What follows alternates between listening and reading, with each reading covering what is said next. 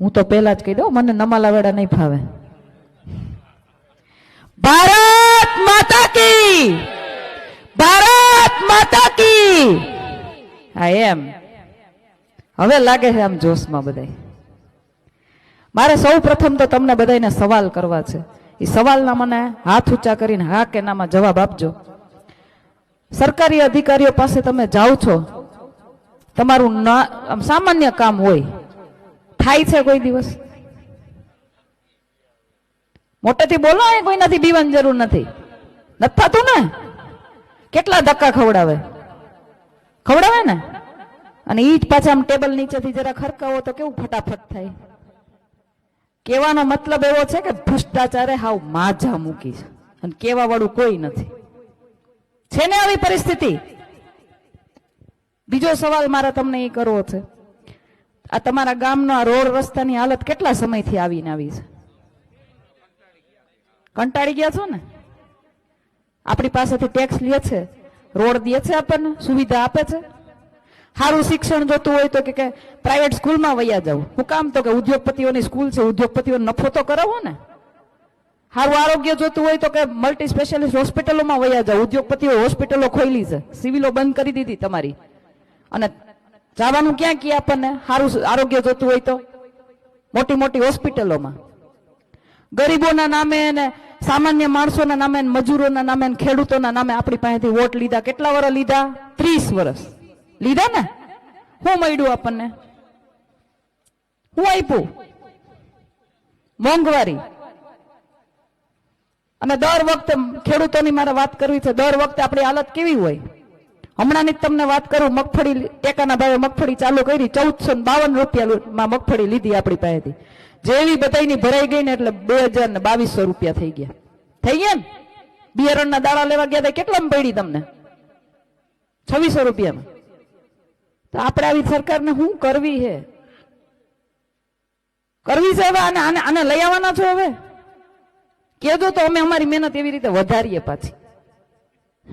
થાકી ગયા ને? બીજા સવાલ મારાથી ઘણા બધા કરવા. એ કે ખેડૂતોની આવક બમણી થાય. મેં તો વિચાર્યું, મેં કીધું ઓહો, મારા ભાઈઓ બિચારા ખેડૂતો બધા જમીનો બમણી કરી નાખી છે. આવક બમણી થઈ તો આપણે જમીનો લેતા ને પેલા. આવક થતી હારી તો આપણે શું કરતા? ક્યાંક જમીન ટેકવી દઈએ. આમાં કેટલાની જમીનો વધી છે મને કયો જી હાથ ઊંચો કરીને? વધી હે? ખાવા પીવાની?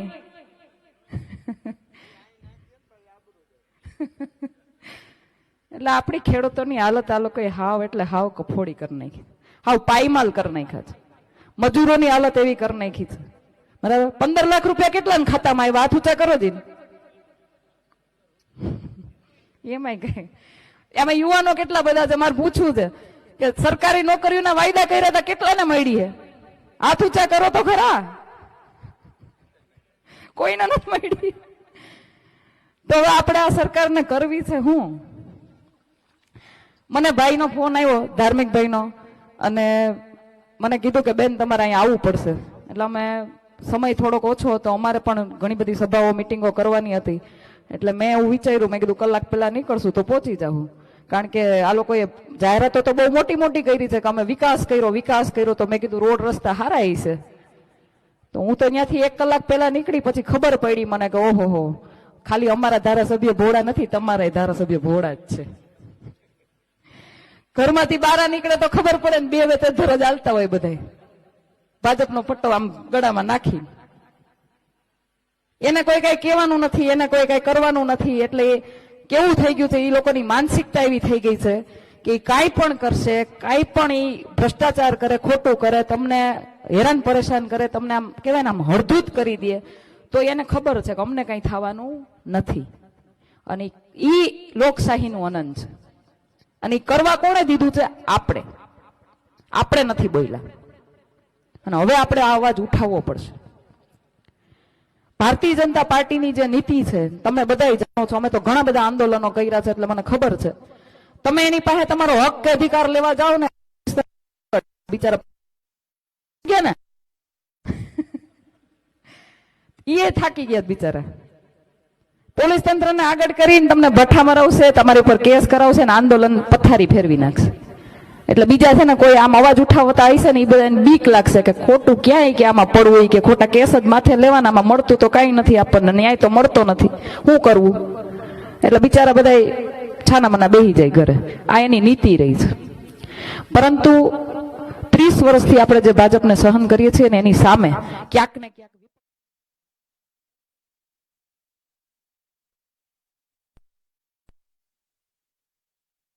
કીધું છે કે બેન વિપક્ષ નથી. આમ આદમી પાર્ટી આવી છે ત્યારથી તમે બધાએ જોયું છે કે આપણા છોકરાઓ જે બધા છે ને, ગોપાલભાઈ ઇટાલિયા છે, પ્રવીણભાઈ રામ છે, બ્રિજરાજભાઈ સોલંકી છે, મનોજભાઈ સોરઠિયા છે, ઈસુદાનભાઈ ગઢવી છે, આ બધા લોકોને અને તમામ કાર્યકર્તાઓને પણ તમે જોયા હશે સામાન્ય માણસ માટે અધિકારીઓ સાથે લડતા જોયા છે ને, સોશિયલ મીડિયામાં બધે જોયા છે ને. એ શું કામ કરે છે? કારણ કે મારા ને તમારા જેવા લોકો છે. કામ થયા નહોતા એને એ પીડા ખબર.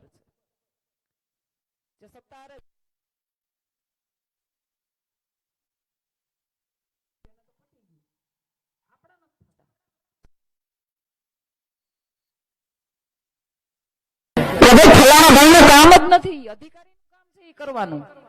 એ તમારા કામ રોકે છે શું કામ? ફલાણા ભાઈના કહેવાથી કરવા હાટું. અને તમને એમ થાય કે ફલાણા ભાઈ કીધું એટલે મારું કામ થઈ ગયું. આપણને એમ થાય કે આ બિચારે આપણું કામ કરી દીધું. આવી તો સ્ટ્રેટર્જી વાપરે. તમે વિચારો તો ખરા. છે ને બધી જગ્યાએ આવું. હું ગોંડલની અંદર ઘણી વખત બધાને વાત કરતી હોય ને ત્યારે કહેતી હોય કે તમારે અહીંયા એક જ જગ્યાએ ગુંડાગર્દી નથી, આખા ગુજરાતમાં આવું જ હાલે છે. આની એની એક નીતિ છે, આપણને દબાવીને રાખવાની. એવા જ લોકોને ટિકિટો આપે હે ને. હમણાં તમે થોડાક સમય પહેલા એક ઘટના જોઈ છે. એક કલાકારના દીકરાએ મગજમારી કઈ રીતે કોળી સમાજ આખો ભેગો થયો તો મારું નામ નથી લેવું, પરંતુ એ પહેલા મેં એક વખત એનો વિડીયો જોયો હતો કે મારા દીકરાને ભાજપ ટિકિટ આપે ને તો મારે લડાવવી. પછી ભાજપ ટિકિટ ક્યારે આપે? તો કે કાંઈક 2-4 ગુના કર્યા હોય, કોકને દબાવવામાં સક્ષમતા હોય તો આપે. એટલે આ ઘટના બની ને, અને કેવું તરત ભાજપે એક્સેપ્ટ કરી લીધું કે હા હવે યોગ્ય છે. એને એવા જ માણસો જોઈએ છે જે તમારી ઉપર અત્યાચાર કરી શકે, તમને દબાવમાં રાખી શકે, તમને હેન્ડલ કરી શકે. એને એવા જ માણસો જોઈએ છે. અને એવા જ માણસોને ટિકિટો આપીને એ લોકો તમારી માથે બેસાડવા માંગે છે. પરંતુ મારે આ લોકશાહીની વાત કરવી છે કે આ લોકશાહીની અંદર આપણને સૌથી મોટી તાકાત જો આપણને મળી હોય ને તો એ છે આપણા મતની. એ વડાપ્રધાન પાસે એક જ હોય, એ ધારાસભ્ય પાસે એક જ હોય, સાંસદ સભ્ય પાસે એક જ હોય, અને આપણી પાસે એક જ હોય. એ કોઈને 2 મતની તાકાત મળે છે? નથી મળતી. એક જ મતની તાકાત હોય. અને એ એક મત ભેગા થઈ અને તમે સરકાર બનાવી પણ શકો અને સરકારને પાડી પણ શકો. એ તમારે નક્કી કરવાનું છે. અમારી જવાબદારી અમે સંપૂર્ણપણે નિભાવીએ છીએ કે નહીં? નિભાવીએ છીએ ને. અમે ઘર બાર કામ ધંધો બધું જ મૂકીને લાગી પડ્યા છીએ આઝાદીની બીજી લડાઈમાં. અમે અમારી જવાબદારી સંપૂર્ણપણે નિભાવતા આવ્યા છીએ અને હજી પણ નિભાવશું. તમે કદાચ અમને જાકારો આપશો ને તો પણ નિભાવશું. પરંતુ તમારી જે જવાબદારી છે એ તમારે હવે બધાએ સાથે મળીને નિભાવવી પડશે. આ એટલા માટે કહું છું કારણ કે સરકારે અત્યારે કેવું કરી દીધું, સત્તા પક્ષે અત્યારે આપણી વચ્ચે એવી ફૂટ પાડી છે, એવો જાતિવાદનો કીડો નાખ્યો છે કે આપણે આપણા ભાઈની પાસે નથી બેસી શકતા.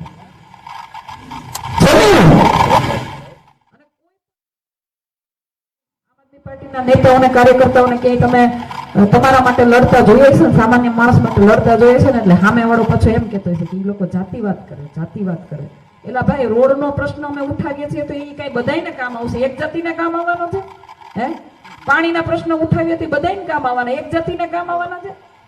પણ એની એક સ્ટ્રેટર્જી છે, જાતિવાદ ફેલાવી અને એકબીજાને હામા કરી દેવાની, મુદ્દાની લડાઈ ભટકાવી દેવાની. મુદ્દા આપણા શું છે? આઝાદીના આટલા વર્ષ પછી પણ આપણે પાણી માટે, રોડ રસ્તા માટે, આપણી મૂળભૂત જરૂરિયાતો માટે આપણે વલખા મારવા પડે, આપણે ભીખ માંગવી પડે. આ આપણી હાલત. અને બીજું તમને કહેવા માંગુ છું, દીકરીઓની હાલત તો તમે જુઓ.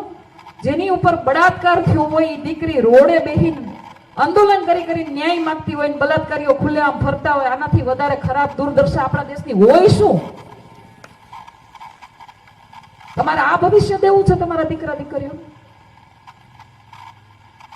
આપણી હાલત તો પાછી એવી થઈ ગઈ છે ગામડાના લોકોની. હું તમને કહું, ખેતીમાં કઈ વળતું નહોતું, ભાવ આવતા નહોતા, એટલે આપણા દીકરા દીકરીઓને સમજાવ્યા કે ભાઈ હવે આમાંથી તમે ક્યાંક શિક્ષા મેળવો, શિક્ષિત થાવ. કારણ કે આપણને કેટલી બધી સરકારી નોકરીઓ, યુવાનોને આગળ લઈ જવાના, 2-2 કરોડ રૂપિયા ભરી દેવાના, 15-15 લાખ રૂપિયા ખાતામાં નાખવાના, કેટલી બધી આપણને વાયદા કર્યા ને. તો આપણને એમ થયું કે ક્યાંક શિક્ષા મેળવશે તો ક્યાંક આને સારી નોકરી મળશે, એટલે આપણે એવું બધું કરી અને માંડ પૈસા ભેગા કરીને આપણા દીકરા દીકરીઓને મોકલા સિટીમાં. એ કે જાઓ ભણો, મોંઘીદાર સ્કૂલોમાં કોલેજોમાં ભણાવ્યા. હવે અહીંયાથી ભણીને બહાર આવ્યા ને તો નોકરીઓ નથી છે, અને અહીંયા ખેતી શીખા નથી. તો આપણી હવેની પેઢીને જવાનું ક્યાં? આ સમજવા જેવી બાબત છે. આ તમને અત્યારે એમ લાગશે કે બેન ખાલી બોલીને વળ્યા ગયા, પણ નહીં. આના 15 વર્ષ પછીની તમે જે પરિસ્થિતિનું વિચાર પણ કરશો ને તો તમને એમ થાય કે આપણા છોકરાઓ કરશે શું?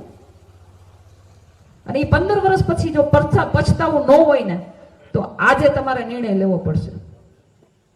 અમે અમારી જવાબદારી નિભાવી અને તમને સારા ઉમેદવાર પણ દીધા, ભૂરાભાઈ અને જ્યોતિબેન. ઉભા થાવ, તમે ઉભા થાવ એટલે લોકો તમને જાણે, જોવે. ઉભા થાવ. ભૂરાભાઈ તાલુકા પંચાયતમાંથી લડે છે અને જ્યોતિબેન છે જિલ્લા પંચાયતના તમારા ઉમેદવાર છે.